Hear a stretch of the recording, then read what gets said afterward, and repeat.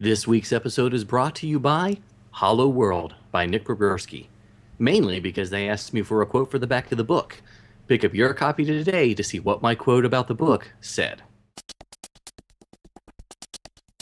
Communicore Weekly. Come on and get geeky. We bob around boats and five-legged goats. Communicore Weekly. You might get some freaking. You waited all week. I'm sure you already know that it's the greatest online show.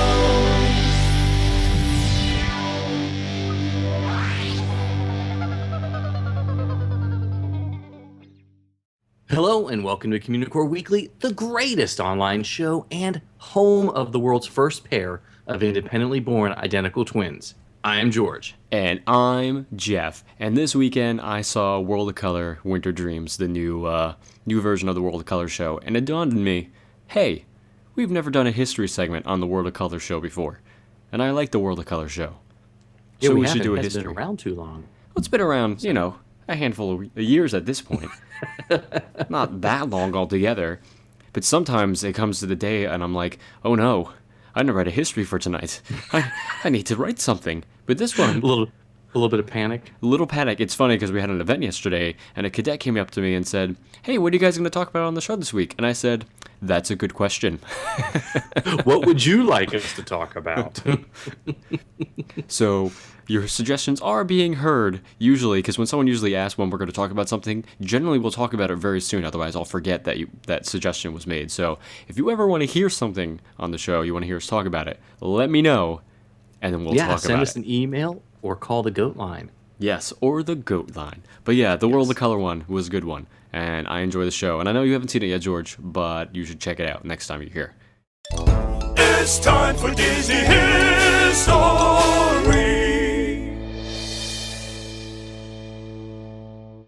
Alright, so for those of you who haven't seen it before, the World of Color it's the nighttime spectacular at Disney California Adventure, and it's an incredible feat of Imagineering, and it really does burst with imagination and technology of the 21st century, and it kind of draws on the decades-old Disney tradition of creative storytelling.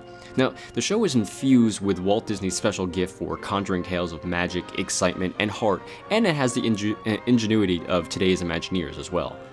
So initial planning for World of Color began in July 2005, and even well before the ambitious and sorely needed expansion plan was announced for California Adventure, the Disneyland Resort leadership wanted to add a one-of-a-kind new attraction to the park.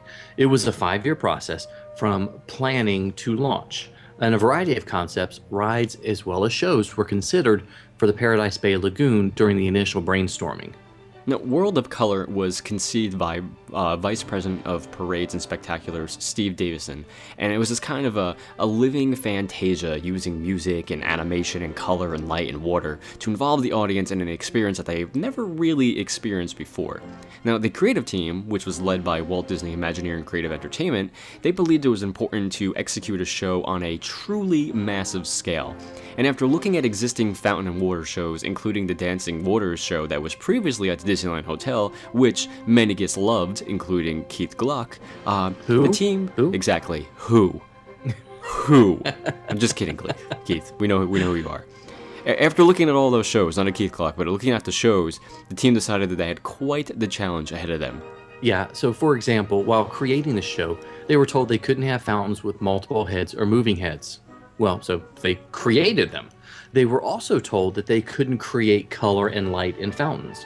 So they found ways. They were also told that they couldn't project images on water if it was not a water screen.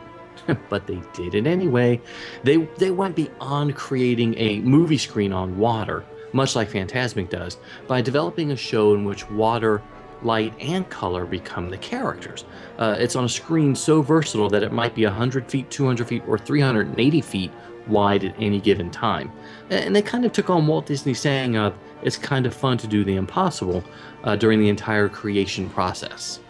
Now, the quote-unquote stage for World of Color is a platform that's composed of nearly 1 full acre of engineered superstructure, and it's longer than a football field, and it's capable of settling on 3 levels. There's one for the actual performance, there's one when it's under the water during the day when you can't see it, and then there's the third one that they use for maintenance.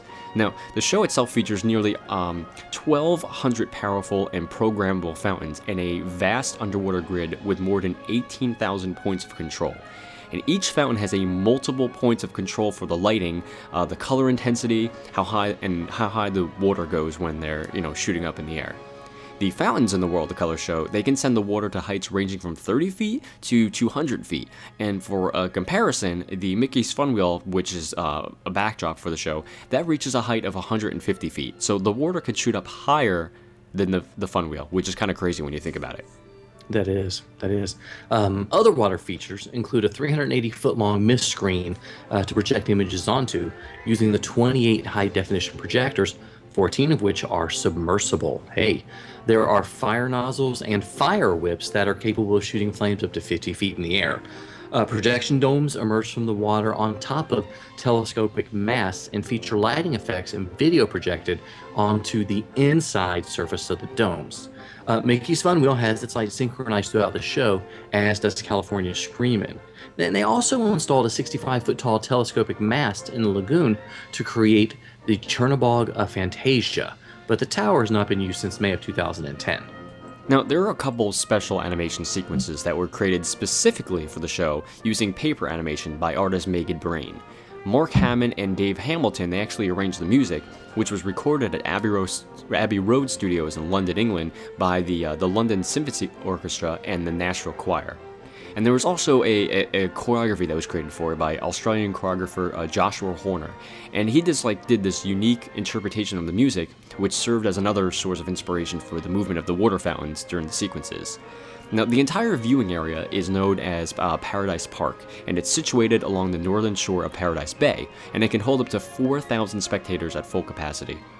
And it's kind of multi-tiered, similar to the viewing area for Fantasmic at Disneyland in California. But you have to stand in order to actually see the show. You can't sit down, otherwise you'll be looking at people's legs. There are a bunch of hidden fountains and fire beds located within the flower beds in the viewing area. And they're incorporated into the show, especially during the Stampede sequence of the Lion King and the finale as well. Now, the man-made Paradise Bay Lagoon, where the show takes place, is 3.5 acres, and it's filled with more than 16 million gallons of water. When preparations for World of Color began, the Disneyland Resort collaborated with the Orange County Water District to conserve the water in Paradise Bay. Instead of draining the lagoon to the ocean, the water was sent through the Water District's state-of-the-art groundwater replenishment system. After being purified, the water was then stored in the county's underground water basin, which added to the overall water reserves. When the time was right, the purified water was used to refill Paradise Bay. For these efforts, along with other resort-wide environmental practices, Disneyland Resort was recognized with California's highest and most prestigious environmental honor, the 2009 Governor's Environmental and Economic Leadership Award. The original show, the one that opened a couple of years ago, it was actually inspired by the Emmy Award-winning Wonderful World of Color, which was Walt Disney's first color television series, and it was kind of an extension of his Disneyland and Walt Disney Presents anthology series. The music and the kaleidoscopic images of the show you can really see them in the World of Color show at California Adventure. For the 2013 holiday season, World of Color received a massive overhaul in the form of World of Color Winter Dreams, and it features a new story, new characters from the new movie Frozen, and a bunch of new advanced technology has been built into the show. And it's incredible. I saw it over the weekend, and it was just fantastic. It was better than the original, in my opinion. But since the premiere of the original show on June 11, 2010, World of Color has been performed more than 2,100 times and has been viewed by more than 8 million guests at California Adventure. That's a lot of people who see this show. And it is. If you haven't seen it, it's definitely worth checking out the time and checking it out, especially this new winter one. Yeah, I do like the fact that they can change up the show periodically. Yeah, keeps it fresh and brings in new properties, which would be nice at the Fantasmic show in Florida. If they could do something like that, I agree. I mean, with the technology the way it is, it's very easy for them to swap stuff in and out, and they can do that for Fantasmic as well. They don't, but it'd be really cool if they did. But maybe a Communicore Weekly segment right in the middle instead of Pocahontas. I would jump around the mountain at Walt Disney World for the Communicore Weekly segment. No big deal. We could do that. Okay. He's a nerd, he's a geek, but we all like to hear him speak. So listen up to the words from his beat. It's George's Book of the Week. Before the Animation Begins by John Canemaker is a 1996 release. Now, you know, a lot of the books that I cherish and review are theme park related. And if you look at my collection of books, easily less than a third are about the parks themselves. The rest are really focused on animation, the company, and the artists. And I don't really cover enough, I think, of the other things, but I know we're all theme park junkies anyway. So, well, when I read about Disney animators, one of my favorite authors is John Canemaker. And he's an animation historian, animator himself, and professor of film animation at New York University's Tisch School of the Arts. He is a very successful author with 7 books, 3 just about Disney animation, and hundreds of essay articles to his name. Canemaker is also noted for several award-winning short films. And there are actually very few people that know as much about Disney animation as Canemaker, so I was very excited to start this book. The subtitle of the book is The Art and Lives of Disney Inspirational Sketch Artists. Basically, the book is a look at the artists that set the tone and helped to develop the original concepts and characters of the animated films. The book is broken down into 5 sections covering the different ages of animation.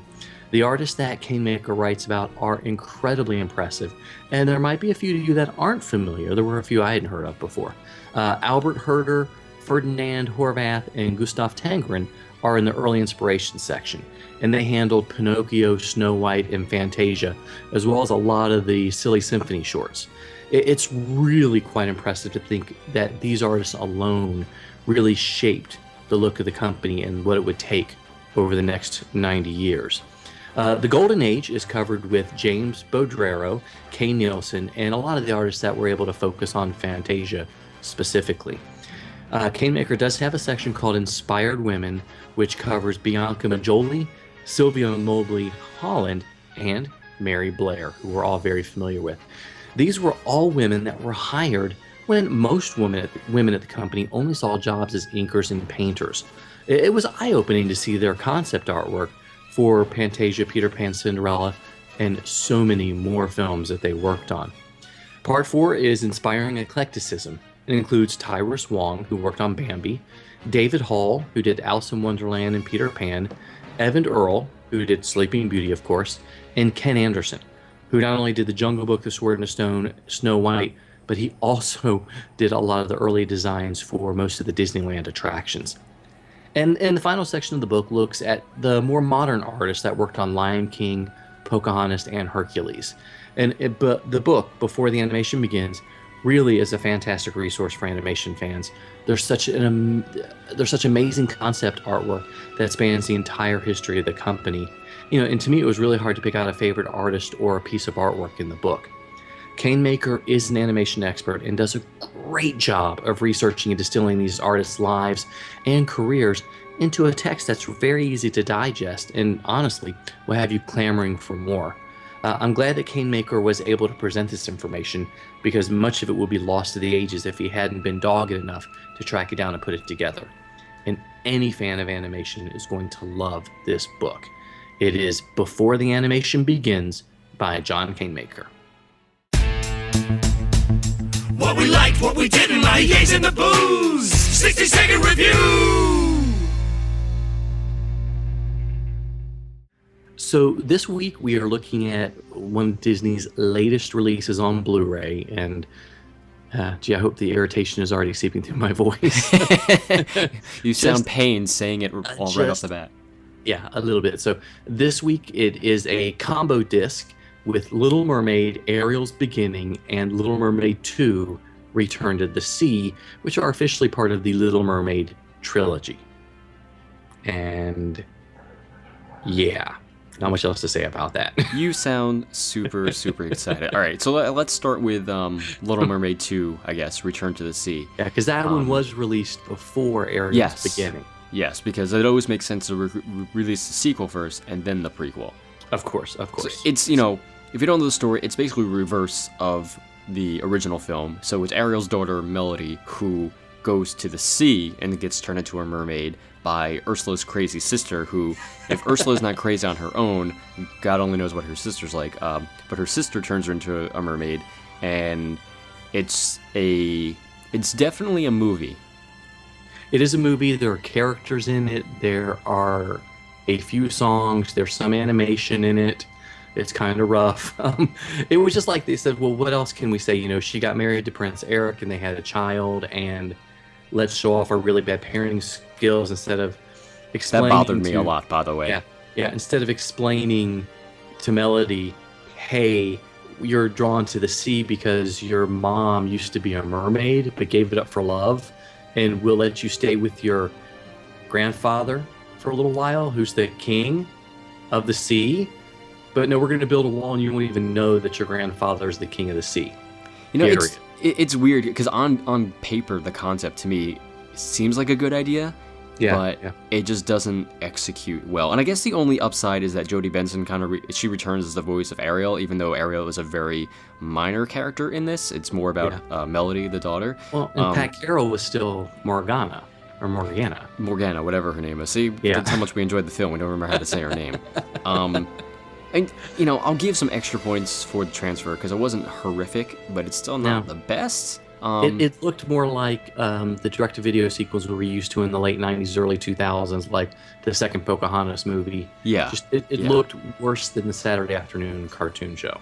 I mean, the afternoon cartoon show that they did with Little Mermaid. So not a fan so much, but, you know, moving on to the next one was the prequel, which came out after the sequel, and that is Ariel's Beginning. And I like this film better than The Little Mermaid 2. See, did you? I didn't like them both equally, to be completely honest with you. Yeah, I did like it better. I felt the animation was better, but not enough that I could recommend it. Yeah. You know, the songs were there, but you could tell the songs were missing something. And they were missing good songs. They were missing good songs. That's what it was. There was definitely music. It wasn't good. Yeah, there was music. You know, the plot of this one is we learn about Ariel's beginnings, and as the title would imply. Exactly, and the loss of her mother, and how her father, you know, King Triton, deals with it, and the fact that music is banned throughout the Undersea Kingdom, and they have to, you know, find a way of bringing music back to the underwater kingdom to make everybody happy. It's basically Footloose, but set under the sea with mermaids. Oh my gosh, it is Footloose because nobody's got feet. Exactly. They've got flippers. They've got fins. So Finloose, maybe? Finloose? Sure. Why not? Gotta get Finloose. Either way, I mean, that song, I would much rather listen to that than any of the songs from this film. But the only part I liked about it was seeing all the mermaids, the mermaid princesses when they were little, because they all looked like Lilo. That's a good point. They did all look like Lilo. Go figure. And then it all went downhill after that. It did. So we get to the end of this, and I think both of us agree that there's no reason to buy this disc unless you are an incredibly unless you're a diehard Little Mermaid fan, period, and you want to have it as part of your collection. But if you are that diehard of a fan, you probably already own them on DVD. And they have a few new extras on the disc that pertain to both films, and there's a story read by Jodie Benson, there's deleted songs, some deleted scenes, but really nothing that's worth picking up the disc at this price, to be honest with you. I would say pass.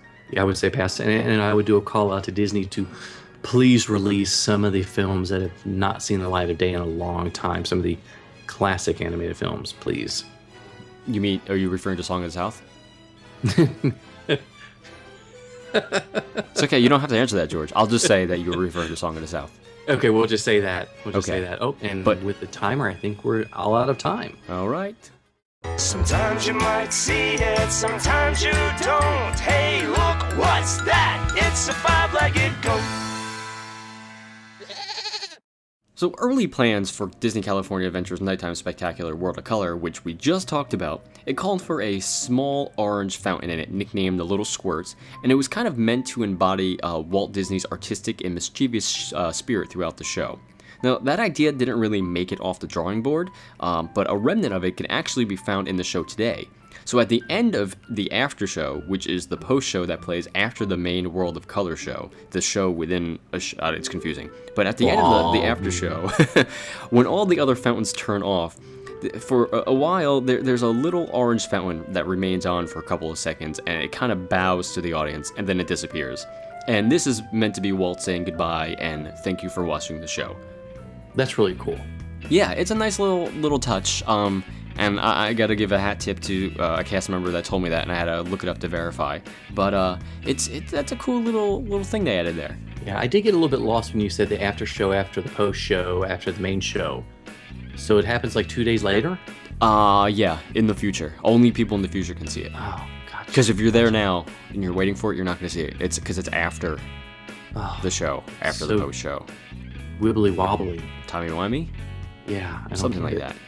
Yeah, well, obviously, though, we have reached the end of the show. We have reached the end of the show. No matter where you are in time, this is the end of the show. Yes. This is the end.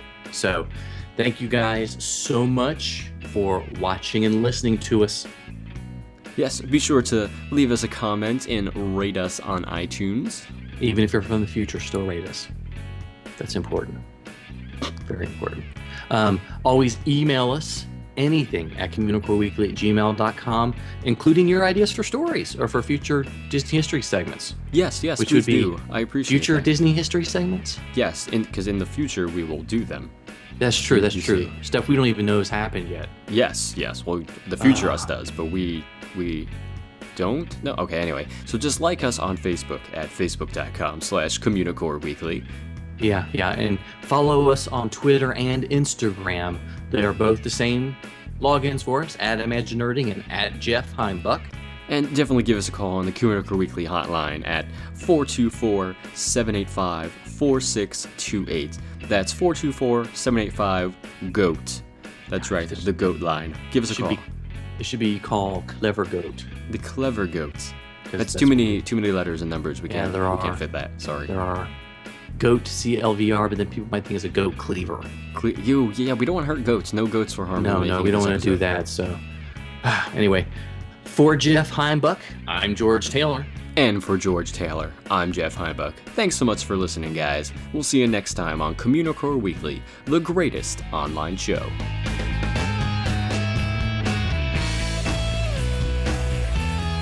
Happy birthday, Beth.